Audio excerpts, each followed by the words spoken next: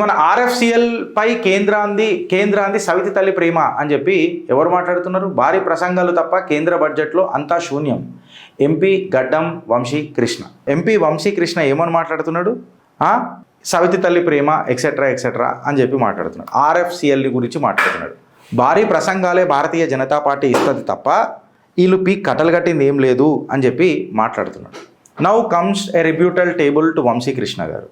Okay, మీరు మంచి ఓరేటరీ skills నేర్చుకుందామని అనుకుంటున్నారు, రాహుల్ గాంధీ కళ్ళల్లో పడదామని అనుకుంటున్నారు, రాజకీయాల్లో యువతకు స్ఫూర్తి వేద్దామని అనుకుంటున్నారు, మీకున్న పత్రిక ద్వారా మీకు మంచి ప్రమోషన్ వస్తున్నది. బట్ ఆ ప్రమోషన్లో ఎంత వాస్తవాలు ఉన్నాయని అనేది ఇంపార్టెంట్. మేము చిత్రగుప్తులం కదా, వాస్తవాలు ప్రమోట్ చేస్తాం, వాస్తవాలే ప్రమోట్ చేస్తాం. ఇప్పుడు వంశీకృష్ణ గారు మాట్లాడిన మాటలేంది, ఆయన మాటలలో వాస్తవాలేంది, యాక్చువల్గా ఆర్ఎఫ్సిఎల్ అనేది వెనక ఎందుకు పడ్డది, దానికి ఎవడు కారణము అనే దాని మీద చర్చ జరగాలనా వద్దా? జరగాలి కదా. ఇప్పుడు మాట్లాడదాం. ఆయన ఏమని అన్నాడు? సవితి తల్లి ప్రేమ చూపిస్తున్నది. ఎవరు? సవితి తల్లి ప్రేమ చూపిస్తున్నది కేంద్ర సర్కార్ అని చెప్పి మాట్లాడతాడు. ఢిల్లీ రామగుండం ఫర్టిలైజర్ ప్లాంట్ని నెగ్లెక్ట్ చేస్తున్నది అని చెప్పి మాట్లాడతాడు. ఇండైరెక్ట్గా ఆయన ఆర్గ్యుమెంట్ కదే. అయితే ఆర్ఎఫ్సిఎల్ అనేది ఎప్పుడు రివైవ్ అయిందన్నా? వంశీకృష్ణనా? యూనియన్ పాలసీ అది ఎప్పుడు కమిషన్ అయిందన్నా? 2021లో కమిషన్ అయింది. మళ్ళీ 2021లో కమిషన్ అయితే అప్పుడున్న సర్కార్ ఏదన్నా? Bharatiya Janata party.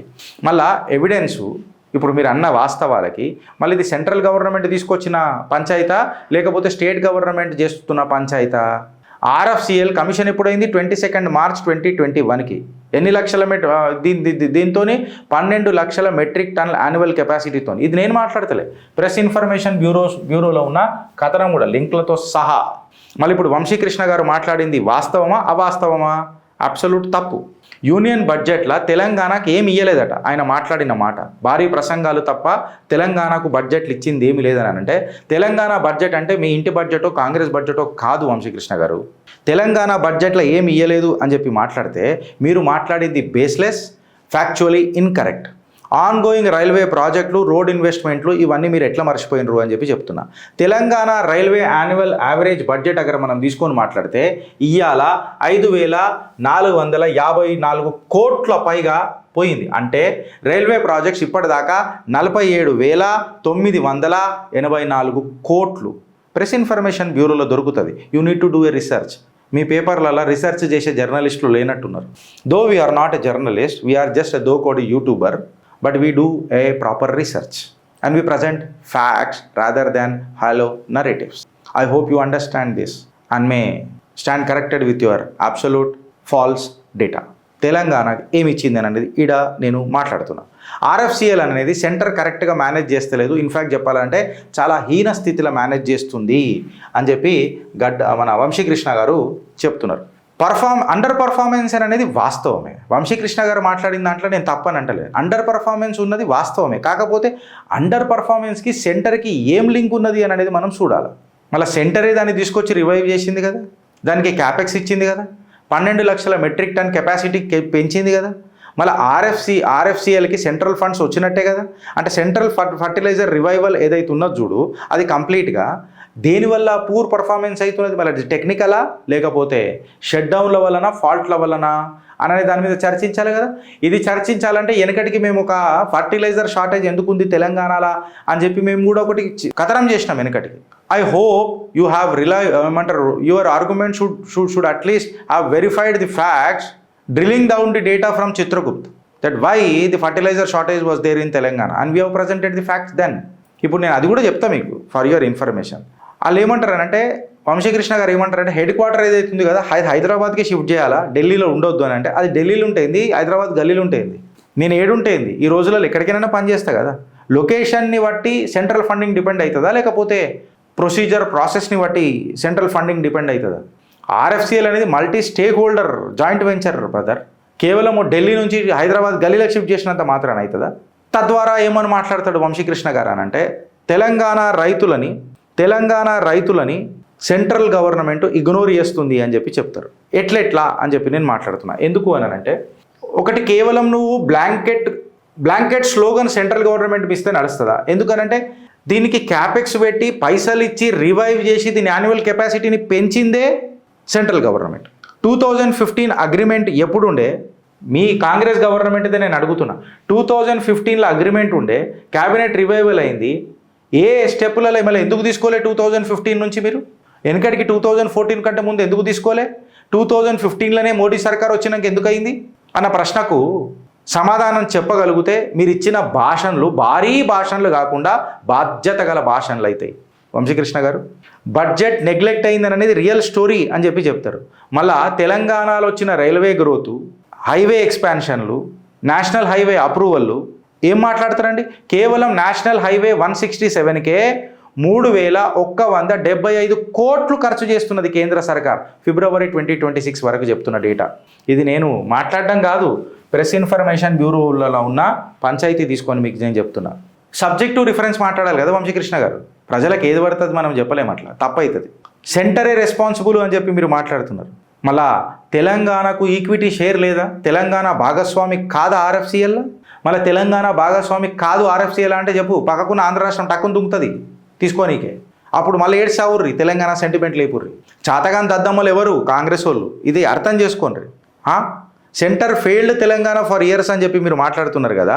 2009 to 2014 abstract data తీసుకొని ఇట్లా మీరు చూస్తే కేవలం 2009 నుంచి 2014 వరకు తెలంగాణకు ఇచ్చిన బడ్జెట్ల, తెలంగాణకు ఇచ్చిన పైసలల్లా కేవలం మీరు 886 కోట్లే ఇచ్చిర్రు. బట్ అదే ఇవాళ 2026-27 వరకు మీరు డేటా అబ్స్ట్రాక్ట్ తీసుకొని చూస్తే సుమారు 5454 కోట్లు. నేను 26-27 డేటానే తీసుకొని మాట్లాడుతున్నా. And the data abstract is extracted from the press information bureau. Mister Vamshikrishna, centre is responsible for all FCL issues అని మాట్లాడుతున్నారు. Doesn't mean that Telangana doesn't have an equity. Telangana గవర్నమెంట్కి 11% ఈక్విటీ ఉన్నది వంశీకృష్ణ గారు. సో 11% ఈక్విటీ అనేది గడివిక్తున్నదా మీరు? మీకు తెలియాలి కదా, మీకు తెలియకపోతే ఎట్లా? అంటే వీళ్ళు గెలిచిన తర్వాత వీళ్ళకి సబ్జెక్ట్ ఎంత ఉంటుంది అని అనేది ఇలా నాకు పెద్ద ప్రశ్నార్థకమైంది ఫ్రెండ్స్. నేను మాట్లాడింది వాస్తవమా కాదా? గెలిచి ఒక అద్దరు కుర్తా వేసి దాని మీద ఒక వాస్కోట్ వేసి మైక్లో ముంగట అన్యాయం జరుగుతుంది అని అనగానే వాళ్ళకు ఒక భజన బ్యాచ్ ఉంటుంది, ఆ భజన బ్యాచ్ సప్పట్లు కొడుతుంది. ఇంకొకళ్ళు మతం పేరు పెట్టి ధర్మం పెట్టి జేత్ర యాత్రలు చేస్తానంటే మా అన్న హీరో అని చెప్పి మాట్లాడతారు. సబ్జెక్ట్ ఏంది అని అనేది ప్రాబ్లం ఆడ. వాస్తవానికి ఇవాళ ఈ ఆర్ఎఫ్సిఎల్ అని అనేది క్లియర్ కట్గా రైతులకు పంచాయతీలు అవుతున్నాయి, రైతులకు ఇబ్బంది జరుగుతున్నది అని అంటే మళ్ళా ఆర్ఎఫ్సిఎల్ షట్ డౌన్లు ఎందుకు అవుతున్నాయి అని ముచ్చట మాట్లాడాలన్నా వద్దా? ఇది సేమ్ స్లైడ్ నేను వెనకటికేం తీసుకొని వచ్చిన. రామగుండం ఫర్టిలైజర్ కెమికల్స్ లిమిటెడ్ ఏదైతే ఆర్ఎఫ్సిఎల్ ఉంది చూడు తెలంగాణలో, ఓన్లీ 78 రోజులే పనిచేస్తుంది 145 రోజులల్లా. 145 రోజులు ఆర్ఎఫ్సిఎల్ పనిచేయాలని అంటే ఎన్ని రోజులు పనిచేస్తుంది? 78 రోజులే పనిచేస్తుంది. సుమారు ఆల్మోస్ట్ ఇంచుమించు 50% డ్రాప్ ఎఫిషియన్సీ కదా. ఇది నేను ఎప్పటి నుంచి తీసుకున్నా? 2025 ఏప్రిల్ నుంచి ఆగస్ట్ 2025 వరకే డేటా తీసుకున్నా. ఇంక ఇప్పటిదాకా తీసుకుంటే మీరు తలకాయలేడ పెట్టుకుంటారో నాకు అర్థమవుతలేదు. ఎందుకురా కేవలం 78 రోజులే పనిచేస్తుంది అని చెప్పి మనం మాట్లాడితే ఊకే గ్యాస్ లీక్లు అవుతాయట, టెక్నికల్ ఫాల్ట్లు అవుతాయట, షట్ డౌన్లు అవుతాయట. ఊకే గ్యాస్ లీక్లు అవుతున్నాయంటే మళ్ళీ గడివిస్తున్నదా గవర్నమెంట్? 2025లో మీదే ఉంది కదా. అంటే గ్యాస్ లీక్లు అయినాయి అనుకో మెయింటెనెన్స్ అవుతుంది, మెయింటెనెన్స్ అయింది అనుకో షట్ డౌన్ అవుతుంది, షట్ డౌన్ అయ్యి రిపేర్ చేయాలంటే కాంట్రాక్ట్ ఇవ్వాల్సి వస్తుంది. కాంట్రాక్ట్లలో 10 రూపాయలది 12 రూపాయలు చెప్తారు. 2 రూపాయలు ఎవరి జేబులోకి పోయింది? వంశీకృష్ణ గారు దీని మీద సమాధానం చెప్పాలా తెలంగాణకు. బికాస్ 11% ఈక్విటీ ఉన్నది సారు మీకు. లో ప్రొడక్షన్ అనేది దేని మీద మాట్లాడుతున్నారు సారు మీరు? ఏడ మాట్లాడుతున్నారు సారు? ఆధారాలు పెట్టి మాట్లాడుతున్నాను నేను, ఆధారాలు పెట్టి మాట్లాడుతున్నాను నేను. తెలంగాణ యూరియా రిక్వైర్మెంట్ ఏప్రిల్ నుంచి ఆగస్ట్ 2025 వరకు కూడా పెట్టిన. ఎంత షార్ట్ ఫాల్ ఉందో కూడా చెప్పిన నేను. ఆడికి ఆగిపోయిందా అని చెప్పి మనం మాట్లాడితే నంబర్లు ఎప్పుడు తప్పు నంబర్లు ఎప్పుడు చెప్పాయి. నీ యూరియా షార్టేజ్ ఎందుకైంది తెలుసా? నీ రిక్వైర్మెంట్ 8.3 LMT ఉంటే సప్లైడ్ 5.42 LMT చేసింది కేంద్ర సర్కార్. డెఫిషిట్ ఎంత ఉంది? 2.88 LMT. షార్టేజెస్ క్రానికే కాదని అంటలేం, బట్ యాక్సిడెంట్ ఎందుకు అవుతున్నది అని అంటే మళ్ళీ నీ డొమెస్టిక్ ఫెయిల్యూర్ తెలంగాణలో 11% ఈక్విటీ పెట్టుకొని నీ రామగుండం షట్ డౌన్లతో లీక్లతో ఎందుకు ఫెయిల్ అవుతున్నది? టోటల్ ఐడియా కాకినాడనైతే కంప్లీట్ ఐడియల్ ఉన్నది. మళ్ళీ దాని మీద ఎందుకు మాట్లాడతలేదు? దానికి రీజన్లు కూడా మనం ఆ రోజు చెప్పినాం. LNG prices, China export restrictions, Gulf disruptions, ఇవన్నీ లెక్కలకు వచ్చినాయి. ఇవి చెప్పకుండా కేవలం ఢిల్లీ మీదకి నువ్వు కూడా అని అంటే గల్లీలో వీళ్ళు గడి వీక్తున్నారా? నేను అడుగుతున్నా. గల్లీలో వీళ్ళు వాస్కోట్లు వేసుకొని గడి వీక్తున్నారు. ఒక దోకౌడి యూట్యూబర్ నబ్బా, 2 రూపాయల యూట్యూబర్ని నేను. ఇంత డేటా తీసుకొని వస్తే వీళ్ళకి వ్యవస్థ అవసరమా? ఇలా సామాన్యుడు లీడర్ కావాలనే తత్వం రావాలి బ్రదర్. సామాన్యుడు leader. It is not a question about Vamshikrishna. మన భారతీయ జనతా పార్టీలో కూడా సబ్జెక్ట్ లేని వాళ్ళు చాలామంది ఉన్నారు. చెంచబెట్టి గిక్తే నా పైసా లేదు వాళ్ళకు. ఇది తిప్పి కొట్టాల్సింది ఎవడు కొట్టాలా?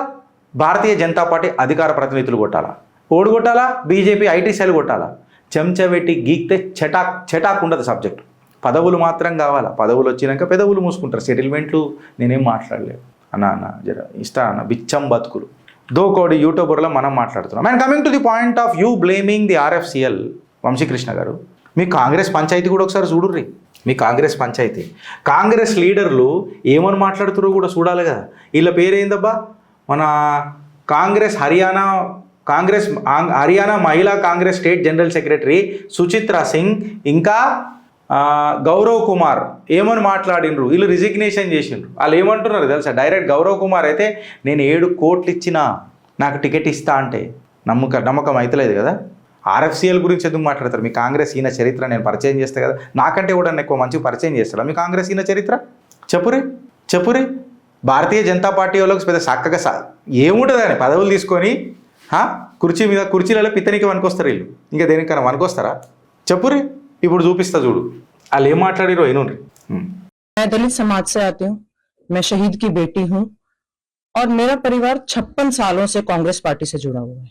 हमने करोड़ों रुपए दिए, चाहे वो आपके के सुरेश जी हो गए हों, चाहे अनस के थ्रू केसी वेणुगोपाल जी के पास गए हों, चाहे प्रियंका गांधी जी के पीए शादाब खान ने 10 जनपथ में लिए हों, चाहे सोनिया गांधी जी के पीए महेश कुमार जी ने हमारे घर आकर हमसे पैसे लिए हैं। ये बातें साथ के साथ उन्होंने हमने जिसने जैसा हमें कहा, जिसने जैसी डिमांड करी, हमने सबकी डिमांड्स पूरी करी। साथ ही हमें बावल की विधानसभा की टिकट के लिए बोला गया, झूठा आश्वासन दिया गया। ठीक है, कोई बात नहीं, आपने टिकट नहीं दी। उसके बाद हरियाणा महिला कांग्रेस के लिए बोला गया, जिसके जो पद है वो भी दक्षिण हरियाणा की ही नेत्री को दे दिया गया। अब शादाब खान ने पैसे लिए, कोडिकुल सुरेश जी ने अपने पर्सनल अकाउंट में पैसे लिए, पार्लियामेंट्री सैलरी अकाउंट में पैसे लिए, अपने बेटे के अकाउंट में पैसे लिए, अपने पीए के अकाउंट में पैसे लिए, कैश उनके घर पे जा। ఏమేమని చెప్పిరబ్బా? सोनिया गांधी के पीए ने पैसे लिया, प्रियंका गांधी वाड्रा के उनका पीए ने पैसे लिया, राहुल गांधी के पीए ने पैसे लिया। सुमित क्या निपटा के आए आप लोग कांग्रेस वाले? मैं आपसे पूछना चाहता हूँ। और ये भ्रष्टाचार पार्टी भारत को बदलने का भविष्य रखता है। लज्जित है आप, आपकी राजनीति पे लज्जित रहना चाहिए आपको. సిగ్గుండాలా అని చెప్తున్నా హిందీలో అంతే. మీ కాంగ్రెస్ వాళ్ళు మాట్లాడిన మాట ఇది. ఇప్పుడు నువ్వు బీజేపీ పోయారా, మళ్ళీ బీజేపీని కూడా అన్నా కాబట్టి నా ఇల్లుని చక్కగా చేసుకుంటున్నా, నేను అదే ఇంట్లో ఉంటా అని చెప్తున్నా. మీ లెక్క భ్రష్టాచార టికెట్ ఇయ్యనిక పంచాయతీలు చూసినావా? సుచిత్రా సింగ్కి, గౌరవ్ కుమార్కి ఏం మాట్లాడతారా మీరు? మళ్ళీ పెద్ద డడ్డనగర డిమ్కాలు కొడతారు. ఇప్పుడు ఇక ఒక వర్జన్ రావాలి ఫ్రెండ్స్. సామాన్యుడు రాజకీయాలకు రావాలా, సబ్జెక్ట్ ఉన్నోడు రాజకీయాలకు రావాలా, కొంతమంది ఎందుకు కాదు రావాలా? మీరు ఆలోచిస్తారా లేక అనుభవిస్తారా? భారత్ మాతాకి జై.